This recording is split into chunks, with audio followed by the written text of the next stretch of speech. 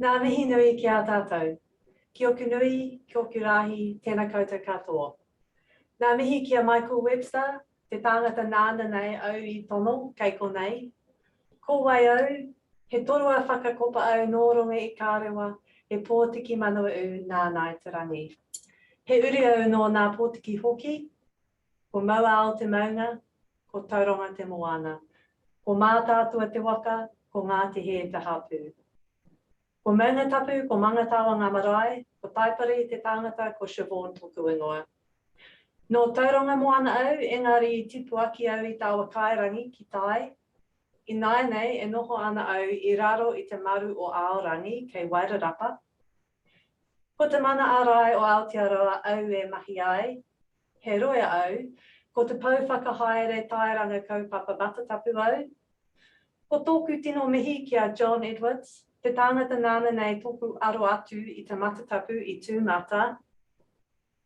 E ko anu te nākau kua tae mai au I tēnei rā, I runga I te reo kāranga. Nō reira, kia ora ki a tātou katoa. Thank you very much to the Office of the Privacy Commissioner for having me here today. I'm Siobhan Hale-Pennington and I'm the Manager of Information Sharing and Privacy at Te Mana Ārai o Aotearoa, the New Zealand Customs Service. A bit about me, te reo Pākehā. I'm Pākehā on my dad's side and Māori on my mum's. I whakapapa to Ngā Tarangi me Ngā Pōtiki. I'm a lawyer by background and I spent about 15 years in private practice before moving to the public service. First to DPMC, where I was in the policy advisory group for about a year and a half, followed by about 8 years in the defence sector, advising on a range of legal and policy issues connected with international relations, communications, cybersecurity and privacy before moving to customs. I'm telling you all of this to explain the lens I'll bring to the discussion today. I'm not a technologist or a data scientist or a customs officer. I'm a lawyer who's been lucky enough to have worked in some truly interesting roles that to one extent or another have privacy questions at their heart. There's a disclaimer I need to read out before I go any further. This webinar is brought to you for Privacy Week, an initiative supported by the Privacy Commissioner to promote the discussion of privacy. This presentation is independent of the Privacy Commissioner and the views expressed are personal to me as the speaker. As the regulator, the Privacy Commissioner may have different views to those expressed in this presentation. The discussion I'm going to share with you today is centred on biometrics and uses customs as a case study for some of the issues currently being faced by the public sector.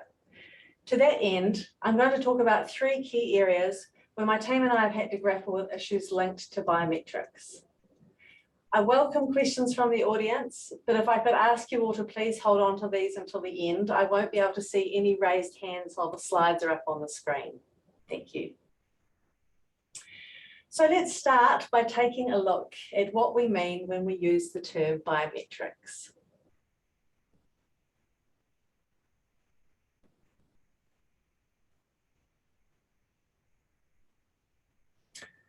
There are a bunch of sources out there that define biometrics by reference only to the analysis or measurement of the person's physical characteristics, and I've put a few of these up on the screen. Some examples in this space might be fingerprint scans, facial recognition systems, iris scans, DNA matching, hand geometry, and heart rate sensors. However, there is also a broader perspective out there that recognises both biological and behavioural characteristics within the broader umbrella of biometrics, such as the one that's showing up on the screen now. Some examples of behavioural characteristics include walking patterns, gestures, keystroke patterns, and voice recognition. Behavioural biometrics has been described as the body's handwriting as it moves through the world. It's important to note both sets of biometric measurements, biological and behavioural, are expanding all the time. A couple of weeks ago, I was listening to an interview on Radio New Zealand with the CTO of Sentient Bio, which is a New Zealand startup that's developed a device they're calling an electronic nose. He likened it to a camera that captures each individual's unique scent, and he mentioned its future application in detecting diseases at the border. So no great surprise there, given the pandemic and border closures we've all just lived through. But back to our definition, the broader one is pretty standard these days and no doubt will be familiar to you all. It's certainly the definition that was adopted by OPC last year as part of their consultation on the future of biometric regulation in Aotearoa. It clearly captures both biological and behavioural features, as you can see in the quote up on the screen. Turning to look at the border now, Te Mana Customs has a narrower definition than the OPC one just discussed in its governing legislation. The Customs and Excise Act 2018 has a definition that focuses on biological biometrics only. As you can see from the definition on screen, Section 5 defines biometric information in a pretty precise way. A photograph of all or any part of the person's head and shoulders, impressions of the person's fingerprints, a scan of the person's irises, and an electronic record of the information that is capable of being used for biometric matching. In short, in terms of our standing legislative permissions, biometric information is limited to just three things: headshots, fingerprints, and iris scans. And importantly, none of these things are biometric information in and of themselves. The photograph, fingerprint, or iris scan must also have an electronic record attached that's capable of being used for biometric matching. To some, the second point might seem self-evident, but it took me a bit by surprise when I first looked at it last year, and there are two reasons for this. First, I was really only thinking about the photo component of the definition. And second, the issue I was particularly focused on at that time was the capabilities of facial recognition systems and how easily photos in particular can be manipulated. So it seemed a bit odd to me that an electronic record was an additional requirement. But of course, I was thinking as 2022 me. Facial recognition technologies, as we know them today, are a set of algorithms that work together to identify people in a video or a static image. There is no electronic record required. I went looking for information on the topic of biometric photos and found a helpful article by a South African law firm. Their broad conclusion was essentially what I just said, i.e. times have changed. Definitions like the one in the Customs and Excise Act are the result of an old international standard for biometric photos. This was developed back in 2006 when the technical processing capabilities were not nearly where they are today. Back then, and it is 17 years ago, AI and facial recognition couldn't scan your average selfie or casual poses or photos of you cut out from a group shot and then identify you in the photo. That is no longer the case. Be that as it may, the Customs and Excise Act has this very particular definition which places some limitations around the types of biometric information we can utilise when exercising our specific statutory permissions to collect, use and disclose biometric information under our governing regulatory regime.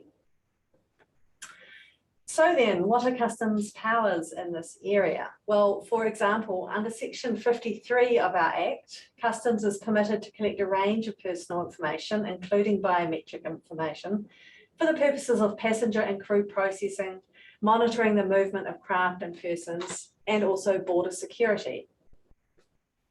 Under Section 203, Customs can request the provision of biometric information to verify a person's identity using biometric matching. Under Section 316, Customs may disclose what is known as Category 2 information, which is then further defined to include biometric information, with other government agencies within Aotearoa for the purpose of assisting that other government agency to carry out its functions related to or involving the prevention, detection, investigation, prosecution or punishment of offences, the prevention, detection or investigation of any potential, suspected or actual terrorist act or the facilitation of a terrorist act, the protection of national security, the processing of international passengers, the protection of border security, the protection of public revenue, and the protection of public health and safety. Last but not least, under Section 318, Customs is prevented from disclosing biometric information relating to any person to an overseas authority for the purpose of assisting that authority to enforce a law imposing a financial penalty. I suspect this provision is intended to reserve the sharing of biometric information to more serious cases, but the way in which it's drafted, combined with our very specific definition, does seem to create a number of loopholes regarding other forms of biometric information not covered by the definition in our Act. So that, in a nutshell, is the range of direct legislated authority Te Mana Arai Customs has in relation to the collection and use of biometric information. Outside of our specific permissions, we, like everybody else, would have to look to the information privacy principles if we wanted to undertake a wider range of activity, or if perhaps we wanted to utilise other types of biometric information, such as gait, voice, or keystroke data. What does customs use of biometrics look like in practice? Well, probably the most obvious example that springs to mind is the e-gates, where we use biometric technologies for identity verification at the border. Most international travellers will be familiar with e-gates by now. Essentially, people holding a biometric passport have the option of inserting this into the automated passport reader at the e-gate. The reader accesses the biometric information held within the passport, and we use facial recognition to compare the photograph in the passport to a photograph taken of the same individual while standing at the e-gate. The purpose is to verify who is entering or leaving the country.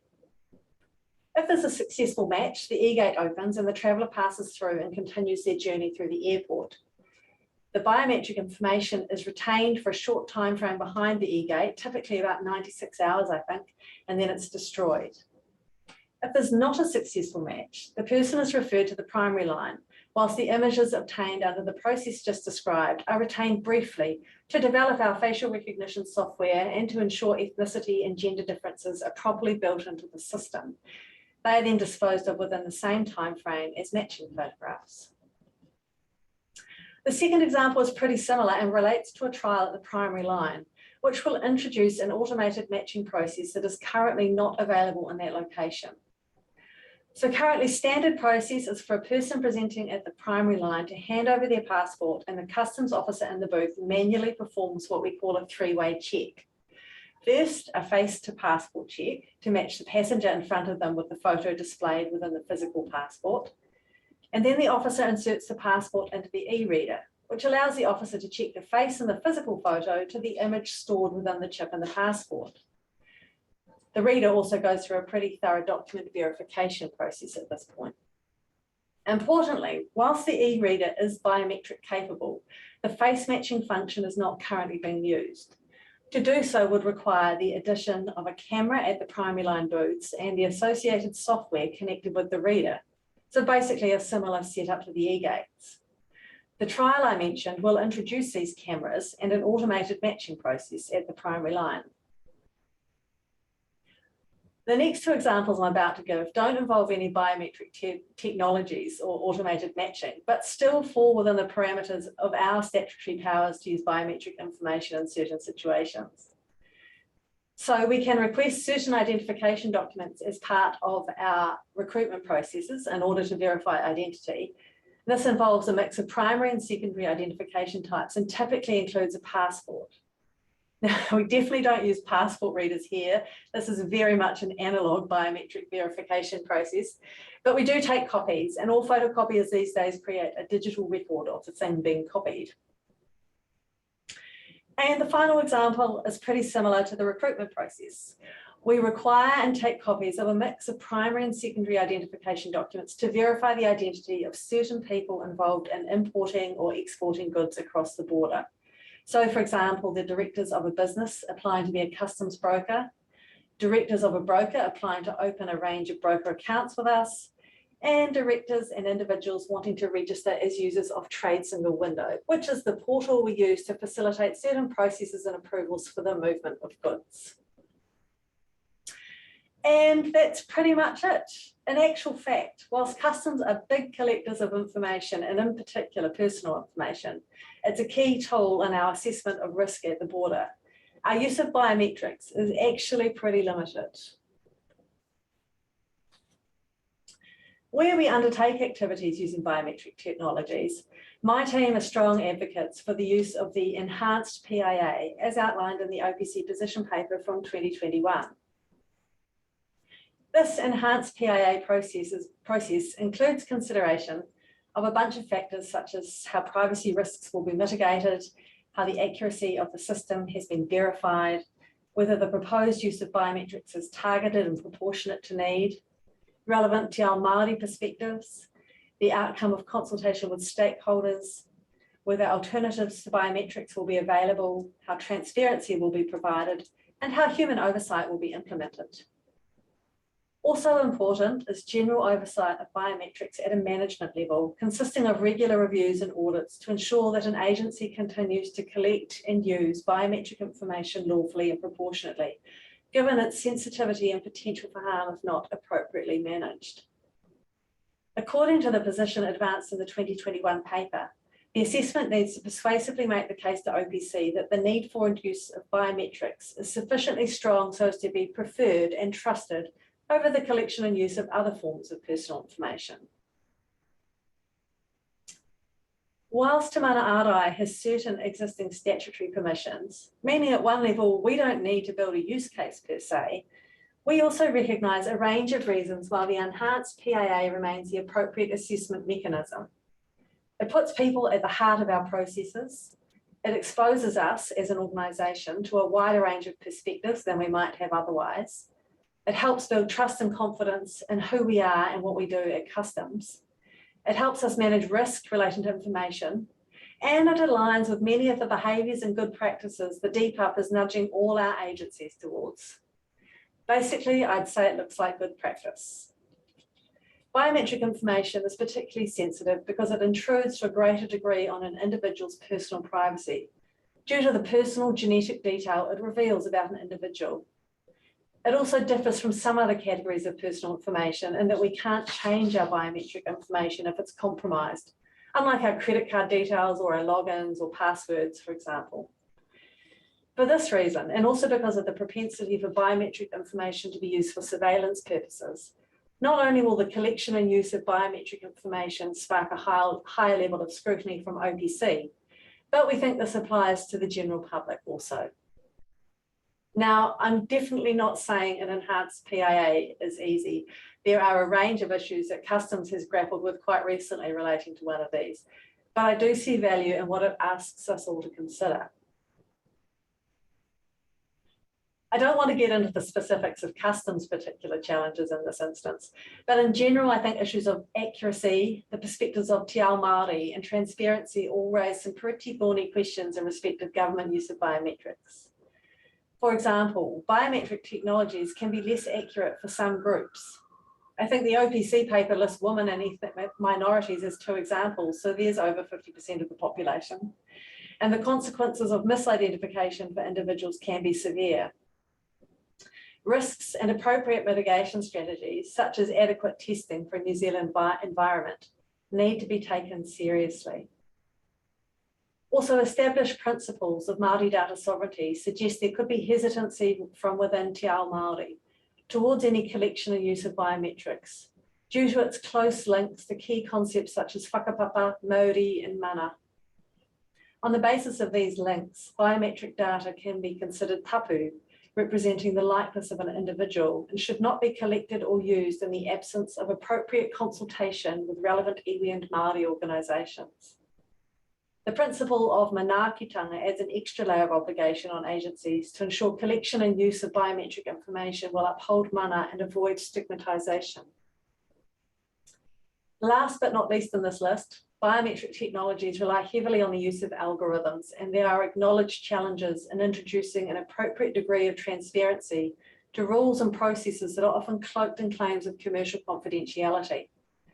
The right of access to personal information can be compromised if proprietors refuse to release algorithmic code, without which a biometric template will not make much sense to the data subject. Now, just a note in case some are wondering, I would have included the potential for bias and discrimination in my list of thorny challenges, but I see this as being more about the use of algorithms than use of biometrics. All of the issues I've just outlined were pretty well traversed in OPC's consultation paper last year, alongside several others. In my time at Te Mana Arai, I think overall we've been relatively comfortable, more or less, with reliance on the Privacy Act and its information privacy principles as a means of regulating the collection and use of biometric information. However, we said in our submission to OPC last year, we're broadly supportive of more regulatory direction for a couple of reasons. First, we support any regulatory proposal aimed at delivering greater transparency in relation to the use of biometrics for the public, for decision makers, and for agencies trying to ensure they do the right thing. Second, while a principles-based approach is an effective way of ensuring a regulatory regime has longevity and effective reach, it can be difficult for organisations to translate these into specific practical requirements. To this end, we said use cases and worked examples would be pretty beneficial from our perspective. Third, we recognise there are a range of biometric technologies and applications already available, and that this is only likely to increase. This, coupled with the inherent sensitivity of the information and the level of harm that can be caused by breach or misuse, warrants more in-depth oversight. This would provide assurance to the public, but also give agencies better guidance on how to use this information. We don't think changes to legislation are needed, but a code of practice for the collection of biometric information and or use of biometric technologies might work quite well, and OPC are currently exploring exactly that. There are a couple of provisos I'd like to mention here in relation to our apparent welcoming of more regulation and oversight. First of all, and I can't stress this enough, a careful balance needs to be found to ensure that biometric-specific regulation does not become too onerous for organisations to meet. We'd also be keen to see any new regulatory framework take account of the benefits to be gained as well as risks to be managed or mitigated. And finally, care should also be taken so that any new regulation is able to take a systems approach to assessment of risks and benefit. As with other activities involving personal information, the context of the wider project is critical in assessing the validity of or risks presented by the use of biometric elements. So, speaking of risks presented by the use of biometric elements, let's shift focus now to talk about TikTok for a bit. I'm guessing I don't need to tell my audience today very much about this platform. TikTok is a social media app that's been around since approximately 2016 and in and out of the news ever since. It's a short form video hosting service owned by a Chinese company called ByteDance. It hosts user submitted videos shot on mobile devices or webcams, which can range from 3 seconds to about 10 minutes. Creators can access a huge range of filters and effects, as well as a massive music library. I've seen TikTok likened to a bite-sized version of YouTube, but that description doesn't really do it justice and really underplays its creativity, playfulness, and ability to hook into a pretty infectious zeitgeist that's proven compelling for audiences of all ages. Since its launch, TikTok has gained global popularity to the point where today I think the app has been downloaded somewhere over 3.5 billion times worldwide and has over 1 billion active users. While it's particularly popular with the 15 to 25 age bracket, it's generally aimed at anyone between the ages of 6 and 60. And I've heard more than one serious-minded Radio New Zealand presenter acknowledge its hypnotic power. So why am I raising TikTok in this presentation on biometrics, and how does it relate to customs? The answer is multifaceted and lies in its rich content and privacy policies, its ownership and data collection methods, and the rise of AI. Let's look first at what I'm calling the front end, in other words, the bit that users interact with. TikTok is a veritable goldmine of biometric information. A wide range of body and facial measurements, plus iris, voice, and walk patterns can all be pulled off the site with a relatively low level of effort when armed with the right technology. That technology might once have been relatively restricted and only available to a small group of people with a high level of expertise in AI, sophisticated algorithms, and special effects. However, those days have passed. There are now literally hundreds of websites aimed at helping you create your own deepfake, and there have been increasing reports in the media of the relative ease with which the ordinary person in the street, or the class prankster, the angry ex-lover, the misguided teen, the motivated criminal, or the hostile state actor, in fact, absolutely anyone motivated by money or emotion, can harvest biometric details from video or still images to create deepfakes that are becoming increasingly realistic, including in relation to audio. What, you ask, is a deepfake? The word is a mashup of deep learning and fake and refers to the fact deep learning artificial intelligence is used to replace the likeness and or voice of one person with another in video and other digital media. The Guardian has described deepfakes as the 21st century's answer to photoshopping. The same article goes on to note, as you can see in the quote up on the screen, the rise in prevalence in online deepfake videos, the ease with which non-skilled people are now able to access and deploy new technologies and techniques, and the staggering use of deepfakes for pornographic purposes, alongside spoof, satire, and mischief. In relation to voices, as a recent interview for The Conversation made clear, ongoing advancements in deep learning algorithms, audio editing and engineering, and synthetic voice generation have meant it's increasingly possible to convincingly simulate a person's voice. Some voice deepfake tools reportedly need a sample of only a minute long or even just a few seconds to produce a voice clone that could be convincing enough to fool someone. A very high quality fake might need a larger sample of the target voice, but either way, hello TikTok. Of course, TikTok is not the only possible source of the face shots, voice samples, or other biometric data that might be harvested to make a convincing deepfake. However, it also has a privacy policy that basically says anything you post is fair game and could be collected and used by either TikTok, the company, other creators, or any of its millions of viewers. It's an open invitation that makes no pretense at all at telling you it cares about your privacy and protecting your personal information. Why does this matter? At a personal level, there is no obvious way to claim breach of privacy over any use of your biometric data uploaded onto the platform by pretty much anyone. And deepfakes have the power to wreak personal havoc, as a staggering scale of revenge porn deepfakes demonstrates. On a geopolitical scale, they're also problematic. Whilst many commentators consider they're unlikely to spark a major international incident, there's a general consensus on the potential for mischief and more. As The Guardian said in 2020, will plausible deepfakes shift stock prices, influence voters, and provoke religious tension? It seems a safe bet. On that, consider the emerging mis- and disinformation problem in New Zealand that fed into that startling parliamentary protest in February and March 2022.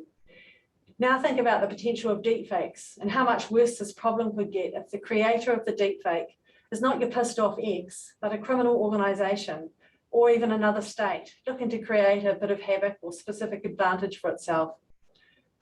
Perhaps just a bit of helpful instability in a global environment that already feels much more unstable than just 12 months ago. I found myself thinking about all of these issues in my role at Te Mana Ārai Customs for three reasons. First, I'm part of a wider leadership team at Te Mana Ārai that cares about the people who work for us and how we can keep them safe, including on social media, and the advice needed to achieve that. Second, I'm a public servant, and like many others following some of the events of the last few years, I found myself pondering the risks to Western democracies and how we might set about creating diverse, inclusive and stable societies with high levels of trust in our public and democratic institutions. And third, I work at an agency that manages risk at the border, including assisting in the countering of transnational organised crime, even as technology continues to provide ever more inventive ways to assist those wanting to commit transnational organised crime. Turning now to the back end of TikTok, which is how I'm choosing to refer to all the bits that happen behind the scenes. Basically what the app is doing when it thinks you're not looking, and maybe you aren't. Back in February, you might recall the media were reporting on Chinese-owned surveillance systems, including cameras being removed from Australia's defence and military sites as soon as possible. Soon after that, we heard both the US and Canada were banning TikTok on government-issued devices because TikTok's data collection methods provide considerable access to the contents of the phone. Subsequently, here in Aotearoa, Andrew Little, the Minister responsible for GCSB, came out and said our intelligence agencies could not ban apps. But he went on to note that GCSB advised government agencies on information security through the New Zealand Information Security Manual. That manual is publicly available and doesn't specifically mention any social media application, but it does look at systems and standards and requires subject agencies to mitigate identified risks. I think we can be reasonably sure that before or after the Minister's statement, the National Cyber Security Centre, the public-facing part of GCSB, was meeting with public and private sector agencies and probably advising against giving employee access to TikTok. So why does this matter? Well, in the case of both the cameras and TikTok, there is obviously a potential national security issue here, as well as a diplomatic nightmare for our colleagues in MFAT, because of the confidential or classified information that might be revealed. But TikTok also raises another issue, and that is privacy. Your privacy, my privacy, your mum's privacy, your kids' privacy. Look again at what Canada in particular said. They were banning the app on government-issued devices as a precaution because TikTok's data collection methods provide considerable access to the contents of the phone. Now, if I think about my phone and all the information I store there, this might mean, for example, that TikTok or its owners can access things like the names, addresses, and contact details of all your friends and family via stored contacts. Maybe also their date of birth if you track birthdays here. Maybe it can access your physical location and all your movements when you're carrying your phone. Media reporting out of Australia in 2022 and 23 revealed the extent of the very precise GPS location information collected by the app. Potentially, it can access where you live, how you identify as a person, the issues you support, and the things that interest you, depending on how much you use and post to social media. Maybe it can access things you say or what others close to you say via your microphone when you're carrying your phone. Possibly, it has access to digital video imagery of your location, of people located close to you via your camera when you're carrying your phone. And then there's digital still images of you, your family and friends via access to photos stored on your phone. Now, unless you're sitting inside either TikTok or ByteDance, or perhaps a reasonably sophisticated and interested intelligence agency somewhere, it's tricky to know exactly what TikTok and its owners have access to. It's also unclear whether this back-end access is on a continuous basis or just when the app is open. But maybe that distinction doesn't matter all that much when the internet tells us that the average TikTok user opens the app 19 times per day. The critical point is that I just gave you a long list of potentially accessible data points, all of which are personal information, either about you or the people you love. If the owners of TikTok are helping themselves to even 2 or 3 of these, that should tick you off. Perhaps even get you thinking about the sort of world you want to live in and the limits on just how much personal information any company or state should have access to. The last 3 data points on my list, the still and video imagery captured from your device and any voice clips obtained via your microphone, are also biometric information. And as just discussed, this could be used in anger against you in ways you might be deeply uncomfortable about. Putting aside the personal aspect, various law enforcement and intelligence agencies have also warned that ByteDance could share TikTok user data, such as browsing history, location, and biometric identifiers, with China's authoritarian government as a result of the national security law it implemented in 2017. Essentially, this law requires companies domiciled in China to give the government any personal data relevant to the country's national security.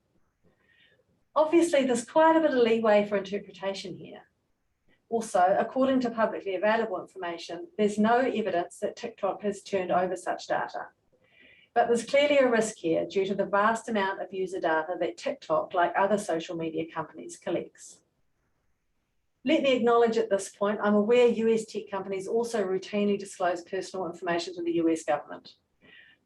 The Foreign Intelligence Surveillance Act has been criticised for allowing bulk examination of communications flowing in and out of the US, a form of real-time suspicionless surveillance. But this presentation is about biometrics, so we're going to park that for another day.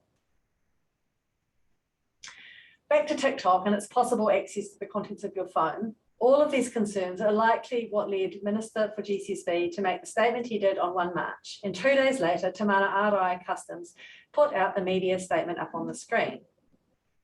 It can be hard, I think, to go about our lives in Aotearoa, to get up, make breakfast, get the kids off to school, go to work, go home, go to a gig, play sport, go to the supermarket, get out with friends, all of these very normal things. and then try and imagine what China might do with biometric identifiers from TikTok about any one of us here in Aotearoa. I know I can't give you any definite answers, but it does seem that having such information would make it very easy to track any one of us, maybe combined with the super location data also collected by TikTok, maybe even in real time, if for some reason any one of us were to suddenly look like a threat. Which of course is exactly what happened to a number of journalists in 2022, when ByteDance tried to find their sources for a series of Forbes articles exposing TikTok's links to China. Then again, maybe right now there is no plan, it's a matter of just in case, to see what might become possible. I don't want to go all 1984 on you, but anyone currently living under the government social credit scheme in China knows the very real perils of mass state surveillance. For those not familiar, the scheme is intended to assess trustworthiness, another very deliberately vague term, and it's built on huge amounts of data collected about every single individual in China, algorithms to process that data, the curation of blacklists, a wide-ranging set of punishments and rewards. These can affect everything from travel prospects to employment, access to finance, and the ability to enter into contracts, while a positive score can make a range of business transactions suddenly that much easier. Some of the reported trustworthiness assessments very definitely require biometric information. It would be a pretty big stretch to move from this scheme in China, which I believe isn't yet fully implemented, to the rest of the world. But it surely serves as a lesson as to why privacy matters and why none of us should stand by and watch such a significant assault on our collective rights to privacy. Speaking of which, I'm aware, thanks to the diligent efforts of my team, that various US tech companies also collect excessive amounts of personal information, including biometrics. There's the Facebook biometric information privacy litigation, Google's acquisition of Fitbit data, Amazon's smart home appliances, etc. These companies in practice raise all the same privacy issues. So far, however, none have come up in the context of my day-to-day job. So that's where I'm going to leave the TikTok discussion for today. Though perhaps I'll add just one more thing. No, Corindan, I think it was you. This is not footloose. The government is not trying to stop the dancing.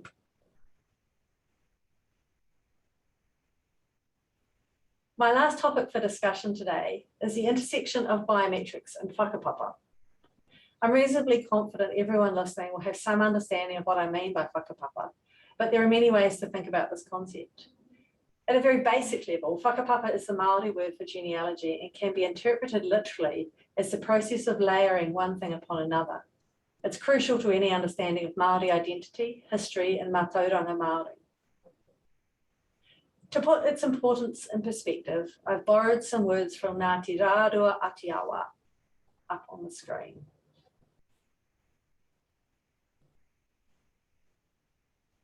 Over the course of 2022, I initiated and led a policy project at Te Mana Ārai Customs that explored Māori rights and interest in data and how that might apply to Te Mana Ārai, focusing on one particular data set. The overall goal was to lift understanding of the issues at stake and aid engagement with iwi and Māori at the appropriate time. This is a key point. The project did not itself engage with iwi and Māori. It was and is absolutely recognised this engagement needs to occur. But the point of the project was to get customs ready for that engagement. The project had its origins in Section 14 of the Public Service Act, which many of you will know is about supporting the Crown and its relationships with Māori under Te Tiriti, and in the United Nations Declaration on the Rights of Indigenous Peoples, as well as some of the general expectations on policy teams when preparing cabinet papers these days. It was undertaken alongside policy and data consultants with specific expertise in relation to the emerging field of Māori data sovereignty. Kaupapa addressed as part of the project included Māori data, what it is, what's in scope, out of scope, etc. Māori data governance, so linking into some other work in government, issues related to stages of the data life cycle, a brief look at algorithms and biometrics, and finally possible options for next steps for customs. I need to say two things at this point. First, the project deliberately did not make recommendations to Te Mana Ārai. This was an early first step for customs and what is clearly an emerging field with implications right across government. Customs leadership were pretty clear they needed us to take an approach that examined the issue pretty thoroughly and with a customs lens so that the possible implications could be understood in quite concrete terms, but not to tie their hands. To that end, the final paper makes a wide range of suggestions for possible next steps or activities. Secondly, and this is also part of the reason why we did not make firm recommendations, these papers do not represent a Crown position. They explore a set of issues that are obviously pretty closely tied to Te Ao Māori by their nature. At the time we embarked on the project, and still now, I believe there is no established Crown position in this area, or certainly not one that was accessible to agencies wanting to understand what the issue is all about, how it might apply to them, and what processes or obligations might be at stake. Having said that, clearly the Crown is going to have a perspective on some of these things, and a position is possibly already starting to develop. I'm saying that with no particular knowledge of any work in this area, just a general sense of Waitangi Tribunal arguments and decisions and responses to date. And no doubt the Crown's position will continue to evolve for a period of time. That is all as it should be, and the papers we've produced will need to be and will be considered by Customs alongside any future advice on the Crown position. Whilst the papers have not yet been shared outside Te Mana Arai Customs, it's anticipated this will occur soon, and we've had various expressions of interest from other agencies. The section on biometrics is relatively short, but the following points are observable. Biometric indicators connected to Māori individuals come within scope of accepted definitions of Māori data. Whilst this phrase can be defined in several different ways, all are sufficiently broad to capture biometric information connected to Māori individuals. There are some broadly accepted principles for the management of Māori data, and I'm referring to the principles developed by Te Mana Rāronga that have been developed to give recognition to core values of Te Ao Māori: rangatiratanga, whakapapa, whanaungatanga, kotahitanga, manaakitanga, and kaitiakitanga. Given data has been recognised as a taonga by the Waitangi Tribunal in an increasing number of settings, often linked to mātauranga Māori, wider awareness, incorporation and application of Māori data principles by the public service might be one means of getting better effect to te tiriti. It would help facilitate the realisation of Māori interests in data and likely also enhance the well-being of Māori people, language and culture. In addition, several biometric indicators, particularly relating to the face and eyes, are inextricably linked to tupuna ancestors and therefore whakapapa and genealogy. Indicators in this category are acknowledged to be particularly sensitive from a Te Ao Māori perspective and therefore requiring particular care and respect in their collection, use and management. Biometric processes involving algorithms pose an additional risk, as algorithms are often not specifically trained for Māori, including working with facial markings. This can cause different outcomes for Māori, raising the risk of algorithm bias. The project covers a lot more ground than the points just touched upon, and it's fair to say it was quite a long journey. We didn't imagine it would take a year ki te tai mai ki te tihi o tēnei maunga to get where we are now. But we're pretty pleased to have taken this important step to help Te Mana Arai build its understanding of Te Ao Māori and some of the things it might do in relation to Māori data to be a good treaty partner. About 3 weeks after we completed our project looking at Māori data sovereignty in a customs context, Te Ngira, based out of the University of Waikato, published its excellent paper on Māori data sovereignty and privacy. The paper is quite extraordinary. It examines a monumental range of issues and related texts and legal decisions, too many to properly capture or summarise in the time available here. It doesn't explicitly consider biometric data as a standalone topic, but it does nonetheless come at the issue in a couple of different ways. First, by referencing the work undertaken by the Law Commission in 2020 and its report on the use of DNA in criminal investigations, to support one of its central arguments regarding the necessary role of tikanga in this area. Second, by examining some of the impacts of facial recognition technologies within Te Ao Māori and some of the ways in which Te Ao Māori might respond, including through the application of tikanga. And third, by looking at various values, concepts and tikanga that apply to all Māori data when considered from a Te Ao Māori perspective. DNA, of course, is inherent in biometric data, even if not directly accessible by biometric data. And the Law Commission's report recognised DNA holds special significance in Te Ao Māori because it contains whakapapa information, which is considered taonga. The authors of the Te Ngira report note the Commission made various recommendations regarding the possible regulation of DNA and what it considered to be the minimum requirements for Māori participation, including through formal recognition of tikanga. Tikanga is also a central theme when the Te Ngira report touches on facial recognition technologies, with the suggestion that rāhui might create space for Māori to determine the culturally appropriate treatment of FRT data, including its classification, access, use, and storage. Finally, the paper examines concepts of whakapapa, tapu, mana, mauri, and hau to identify and describe core features of a Māori privacy approach that would apply to biometric data as well as to other forms of Māori data.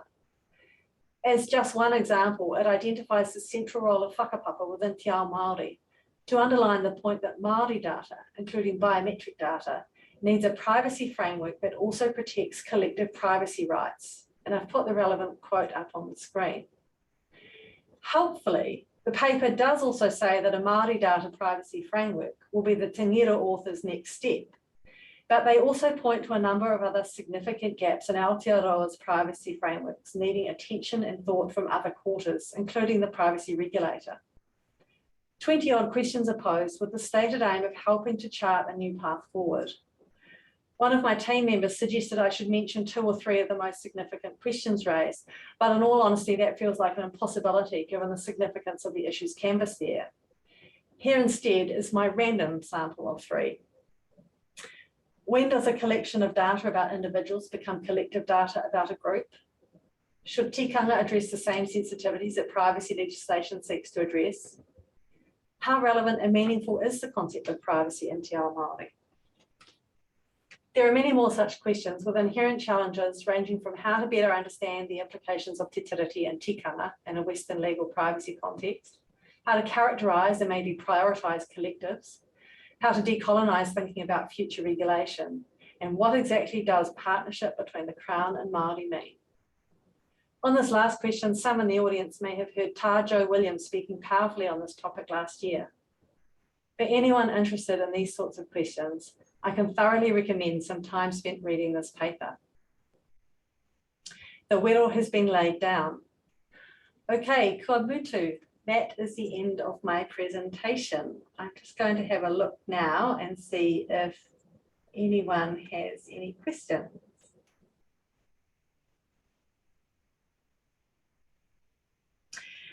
So somebody has asked me a question about the enhanced PAA I referred to.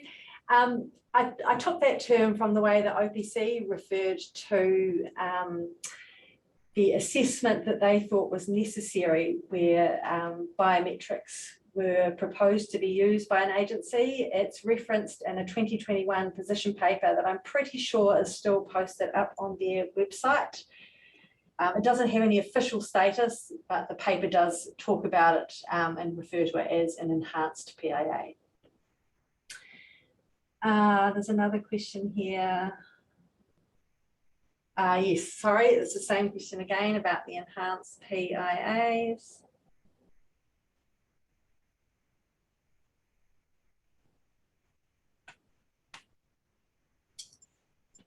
Okay, I think that might be all of the questions at the moment. Thank you all very much for coming along today and for this. Sorry, another question has just come in. Is it possible to use biometrics to detect emotion or abnormal behaviour at customs or the airport?